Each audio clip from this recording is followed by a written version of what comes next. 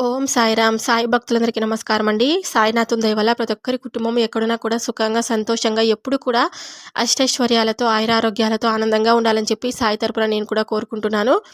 ఈరోజు వీడియోలో సాయి పిలుపు ద్వారా మనకొచ్చినటువంటి సందేశం ఏంటి? బాబాగారు మనతో ఎటువంటి సందేశాన్ని చెప్పాలనుకుంటున్నారంటే, తల్లి, ఈ గురువారం చూడగానే నా పాదాలనైతే తాకు. నువ్వు ఎలాంటి శుభవార్త వినబోతున్నావో తెలుసుకో అమ్మా అని మనకు బాబాగారు ఈరోజు ఈ సందేశం ద్వారా మనతో కొన్ని విషయాలైతే చెప్పాలనుకుంటున్నారనమాట. బాబాగారు ఇలా ఎందుకు చెప్తున్నారని మనం సాయి మాటల్లోనే తెలుసుకుందాం. వీడియోని స్టార్ట్ చేసే ముందు ఒక చిన్న రిక్వెస్ట్ అండి. ఈ సందేశం కనుక మీ అందరికీ నచ్చినట్లయితే వీడియోకైతే ఒక చిన్న లైక్ అయితే ఇవ్వండి ఫ్రెండ్స్. ఇక బాబాగారి సందేశాన్ని విందామా? బిడ్డ, నువ్వు ఎన్నో రోజులుగా ఉద్యోగ ప్రయత్నంలో విసిగి వేసారిపోయి ఉన్నావు కదా. నువ్వు చేసిన ప్రయత్నం ఏదీ కూడా ఫలించలేదు. ఇప్పటి వరకు నువ్వు అనుకున్నట్టు, నువ్వు కోరుకున్న ఉద్యోగులలో నువ్వు స్థిరపడలేకపోయావు. నువ్వు కోరుకున్న ఉద్యోగం వస్తే నీకు ఎంతో సంతోషం. ఎందుకంటే నీకు ఎన్నో బాధ్యతలు ఉన్నాయి. ఆ బాధ్యతలు నిర్వర్తించాలి. దానికోసం ఉద్యోగం అంటూ వస్తే ఆదాయం కూడా వస్తుంది.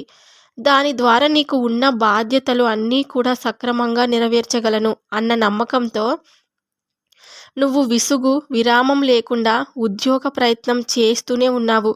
అయినా సరే ఇప్పటి వరకు కూడా ఏ ప్రయత్నం ఫలించక నిన్ను బాధ పెడుతూనే ఉంది కదా.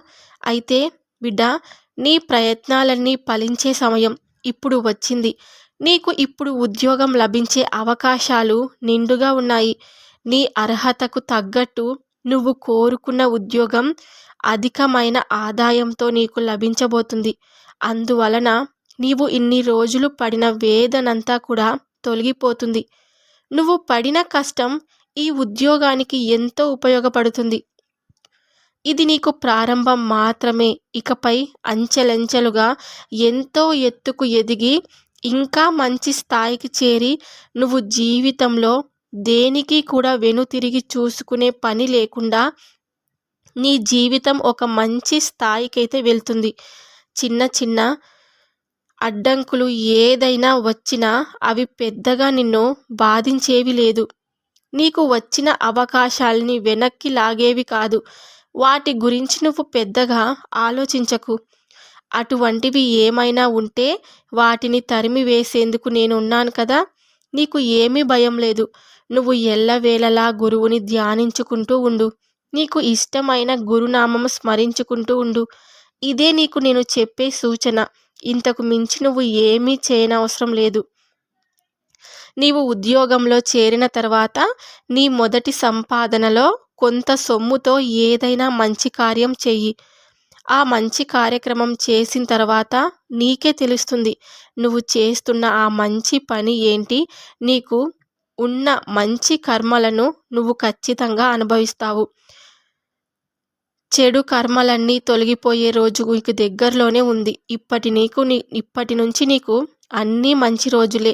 నీకు గురువు ఆశీస్సులు నిండుగా ఉంటాయి. ఎల్లప్పుడూ సంతోషంగా, ఆనందంగా జీవించగలుగుతావు.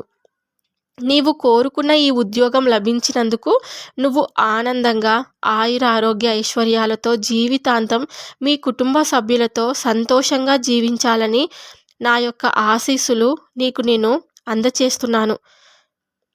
ఎప్పుడూ కూడా వ్యతిరేక ఆలోచనలను నువ్వు చేయకూడదు. నువ్వు ఏది కోరినా కూడా తక్షణమే నీ దగ్గరకు రావాలని అనుకోకూడదు.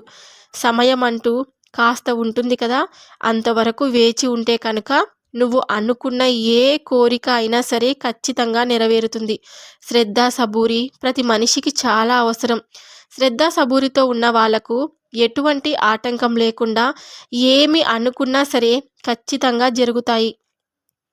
నమ్మకం అన్నది మనిషిని అనుకున్నది సాధించేలా చేస్తుంది. నువ్వు నమ్మకంతో ప్రారంభించిన ఏ పనైనా సరే విజయం సాధిస్తుంది.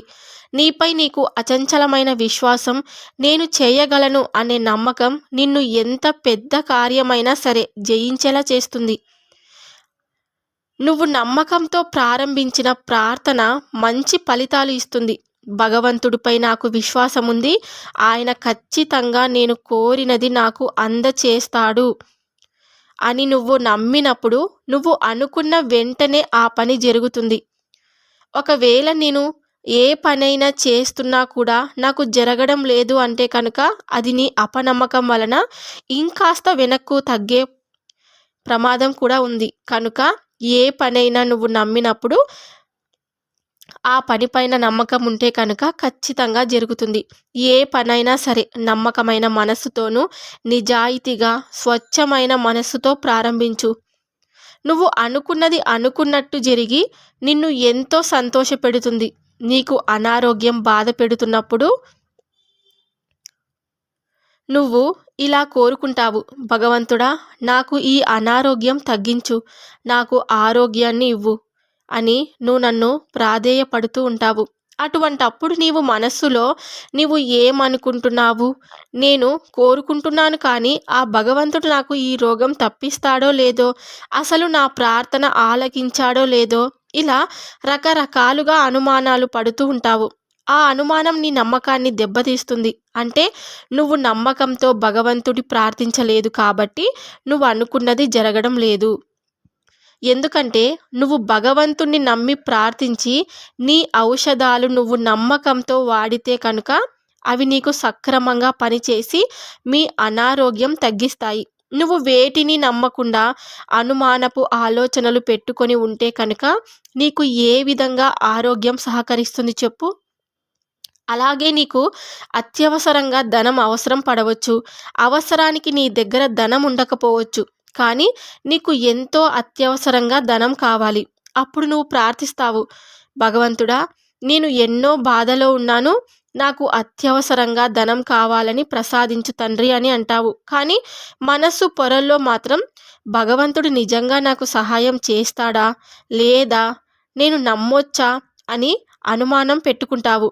నేను భగవంతుడి మీద భారం వేశాను, అంతా ఆయనే చూసుకుంటాడు, నా ప్రయత్నం నేను చేస్తాను అని నువ్వు ప్రయత్నం వదలకుండా చేసి చూడు. నువ్వు ఏది కోరుకున్నావో అది తక్షణం మీకు చేరుతుంది. ఇలా ఏదైనా సరే నీకు ఏ కోరిక ఉన్నా, ఏ అవసరం ఉన్నా భగవంతుణ్ణి ప్రార్థించు. నీవు భగవంతుణ్ణి మనస్ఫూర్తిగా నమ్మి విశ్వసించి ఆయన రక్షణ కోరుకుంటే ఏనాడు అయినా సరే నిన్ను వదిలిపెట్టరు. నీకు అండదండగా ఉంటూ ఎల్లవేళలా నిన్ను రక్షిస్తూ ఏ ఆపద నీకు రాకుండా చూసుకుంటారు. మీలో ఉండవలసింది అచంచలమైన విశ్వాసం. అది మాత్రం ఉంటే నువ్వు దేనినైనా సాధించవచ్చు. నువ్వు ఎప్పుడు కూడా అతి మంచితనంతో నువ్వు పోగొట్టుకున్నవన్నీ నీకు తిరిగి రావాలని నేను సంకల్పించాను. కనుక అతి మంచితనంతో నువ్వు చేసిన పనులకి అనుభవించిన శిక్ష ఇక చాలు. నీవే కాకుండా నీవు చేసిన ఈ పని వల్ల నీ కుటుంబం అంతా కూడా నీతో పాటుగా శిక్ష అనుభవిస్తూనే ఉన్నారు. సరిగ్గా పిల్లలకి భవిష్యత్తుకి పునాది పడే సమయంలో మీరు నష్టాల పాలైపోయి మీరు అనుకున్నట్టుగా పిల్లల యొక్క భవిష్యత్ నిర్మించలేకపోయారు. అది మిమ్మల్ని ఎంతో కలిచివేస్తుంది కదా. మీ భార్యాభర్తలు ఇద్దరూ ఎల్లప్పుడూ అదే తలుచుకుంటూ ఉంటారు. మేము ఏం తప్పు చేశాము? మాకు ఉన్న దాంట్లో ఆపదలో ఉన్న వారందరికీ సహాయపడ్డాం కదా, అంతే కదా మేము చేసింది. మేము ఎవరిని ఏ బాధ పెట్టలేదు, ఎవరు అడిగినా లేదని అనకుండా ఇచ్చాము. అయినా మాకెందుకు ఈ బాధలు? కనీసం మేము చేసిన పుణ్యం మా పిల్లల కన్నా లభించదా అని మీరు వేదన చెందుతూ ఉంటారు. బిడ్డ, ఒకటి గుర్తుంచుకో, దానం చేయడం మంచిదే, కానీ నీ కుటుంబ అవసరాలకు కూడా పట్టించుకోకుండా ఉన్నదంతా దానం చేయడం అన్నది ఎంతవరకు సమంజసం చెప్పు? అవసరార్థులకు దానం చేయి. అవసరమా లేదా వారు ఎందుకు అడుగుతున్నారని ఆలోచించి దానం చేయి. అంతేకాని ఎవరు వచ్చి నీ దగ్గర చేయి చాపినా కూడా ఉన్నదంతా వారికి ఇచ్చివేసి ఈరోజు మీ కుటుంబాన్ని ఇబ్బంది పెట్టే ఈ పరిస్థితికి తీసుకువచ్చావు. నువ్వు చేసింది మంచి పనే, కానీ అది ఎవరికి చేరాలో వారికి చేరితేనే కదా మంచి పని అవుతుంది. అమాయకత్వంతో మంచితనంతో అందరికీ మంచి చేస్తున్నానని అనుకున్నావు. కానీ నీ దగ్గర దానం తీసుకున్న వారిలో అవకాశవాదులే ఎక్కువగా ఉన్నారు. అటువంటి వారికి ఇచ్చిన దానం నీకు ఏమి పుణ్యఫలం తెచ్చిపెడుతుంది చెప్పు? నీ భార్య బిడ్డల్ని బాధ పెట్టిన ఫలితం మాత్రమే నీకు దక్కుతుంది. నీకు కూడా జ్ఞానోదయం అవ్వాలని ఇలా జరిగిందని నువ్వు భావించు. నువ్వు ఎప్పుడైనా దానం చేయి, కానీ ఎవరికి ఇవ్వాలో, ఎవరికి అవసరమో వారికి మాత్రమే చెయ్యి. నీ దగ్గరికి వచ్చి చేయి చాపే ప్రతి ఒక్కరికి కూడా నువ్వు దానం చేశావు. నువ్వు ఏమీ దిగులు చెందకు. ఇప్పట్నుంచి నీకు దిగులు ఎందుకు చెప్పు? నీవు నిజంగా ఇబ్బందులు పడుతున్నా వారికి కూడా దానం చేశావు కాబట్టి ఆ పుణ్య ఫలాలు ఖచ్చితంగా చేరుతాయి. ఎవరైనా వారి పాపకర్మలు అనుభవించడానికి ఏదో ఒక కారణం అయితే ఉండాలి కదా. నువ్వు ఈ కారణంగా మీ పాపకర్మలన్నీ అనుభవించేశావు. ఇక నువ్వు చేసిన పుణ్యకర్మలు అనుభవించడానికి సమయం వచ్చింది నీకు. ఈ సమయంలో మీకు అంతా మంచే జరుగుతుంది. మీ పిల్లల భవిష్యత్ గురించి ఏమీ భయపడవద్దు. వారికి అన్నీ అనుకూలంగా జరుగుతాయి. వారు మంచి భవిష్యత్తునైతే పొందుతారు. జీవితంలో వెనుదిరిగి చూసుకునే అవకాశం లేకుండా ఒక ఉన్నత స్థాయికైతే ఖచ్చితంగా చేరుతారు. ఇకపై మాత్రం నువ్వు జాగ్రత్తగా ఉండాలి. వచ్చిన వారు నిజంగా అవసరమైన వారేనా కాదా అన్నది తెలుసుకొని సహాయానికి సిద్ధమవ్వు. నువ్వు ఒకటి గమనించు. నువ్వు ఈ దాన ధర్మాల వల్ల నష్టపోయిన తర్వాత మీ దగ్గరికి ఎవరు వచ్చారన్నది గమనించు. నిజంగా కష్టాల్లో ఉండి నీ సహాయం పొందిన వారు ఈ రోజు వరకు ఎప్పుడూ నిన్ను వదిలిపెట్టలేదు. కానీ ఈ అవకాశవాదులు నీ దగ్గర ఉన్నదంతా అయిపోయే వరకు నీ చుట్టూ తిరుగుతూ లాభపడి నిన్ను వదిలిపెట్టి ఈ రోజు వరకు నీ ముఖం చూడని వాళ్ళు ఎవరన్నది నువ్వు మొదటగా గుర్తుంచు. ఇప్పుడు నీకు మరలా పరిస్థితులన్నీ చక్కబడుతున్నాయి కాబట్టి ఒక్కొక్కరు మళ్ళీ వచ్చి చేరుతారు. అటువంటి వారిని చేరనివ్వకుండా నిర్మొహమాటంగా ఉండడం అన్నది అలవాటు చేసుకో. నీ అతి మంచితనం వల్ల నువ్వు పడిన బాధలు గుర్తు చేసుకుంటే నువ్వు ఇకపై ఏం చెయ్యాలో నీకు అర్థమవుతుంది. ఇక నీ జీవితంలో ఏనాడు కూడా నీకు ఎటువంటి కష్టం రాకుండా నేనైతే చూసుకుంటాను. నువ్వు నీ భార్య పిల్లలతో ఆయురారోగ్య ఐశ్వర్యాలు కలిగి సుఖ సంతోషాలతో జీవించాలని నా ఆశీస్సులు నీకు అందిస్తున్నానని మనకు బాబాగారు అయితే ఈ సందేశం ద్వారా మనతో ఈ విషయాలు చెప్పాలన్నారనమాట. బాబాగారు చెప్పినటువంటి ఈ సందేశం కనుక మీ అందరికీ నచ్చినట్లయితే వీడియోకైతే ఒక లైక్ అయితే ఇవ్వండి ఫ్రెండ్స్. ఇంకా కొత్తగా మన ఛానల్ని ఎవరైనా చూస్తుంటే కనుక సాయి పిలుపు పక్కన రెడ్ కలర్లో సబ్స్క్రైబ్ అనే బటన్ ఉంటుంది. దాన్ని క్లిక్ చేస్తే పక్కనే ఆల్ అనే సింబల్ కూడా వస్తుంది. దాన్ని కూడా క్లిక్ చేస్తేనే నేను బాబాగారి వీడియో ఎప్పుడు పెట్టినా కూడా మీకే ఫస్ట్ నోటిఫికేషన్ రూపంలో మీ మొబైల్ దాకా చేరుతుందనమాట. అప్పుడు బాబాగారు చెప్పినటువంటి సందేశాలు కానీ ఇంకా బాబాగారు చెప్పినటువంటి పరిహారాలు అందరూ చక్కగా విని పాటించవచ్చు. రేపు సాయి పిలుపు ద్వారా వచ్చే సందేశంతో మళ్ళీ కలుద్దాం ప్రతి ఒక్కరం. అంతవరకు బాబాగారి ఆశీస్సులు ప్రతి ఒక్కరి కుటుంబం పైన ఉండాలని చెప్పి మనస్ఫూర్తిగా కోరుకుంటున్నాను. సర్వేజన సుఖినో భవంతు. ఓం సాయిరామ్.